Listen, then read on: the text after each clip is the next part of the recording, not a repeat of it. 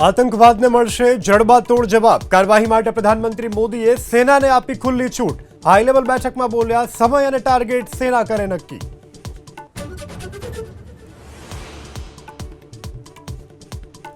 પહલગામ આતંકી હુમલાને લઈ અને એનઆઈની તપાસ તેજ। 150થી વધુ સ્થાનિકોની પૂછપરછ। અનેક વિસ્તારમાં સર્ચ ઓપરેશન યથાવત।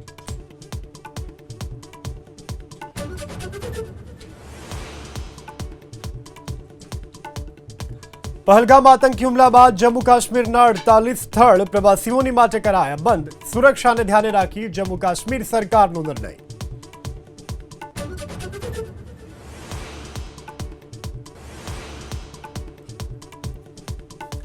अमदावादमां इंदिरा ब्रिज विस्तारमां રહેણાંક મકાનમાં ભીષણ આગ। ફાયર વિભાગની ટીમ ઘટના સ્થળે। સદનસીબે જાનહાનિના સમાચાર નહીં।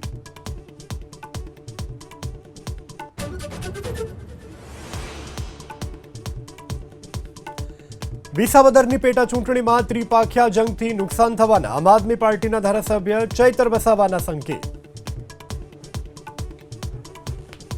વિસાવદરમાં પણ છૂટા લડવા જશે તો છેલ્લે આખરે ફાયદો ભાજપ લઈ જાય છે।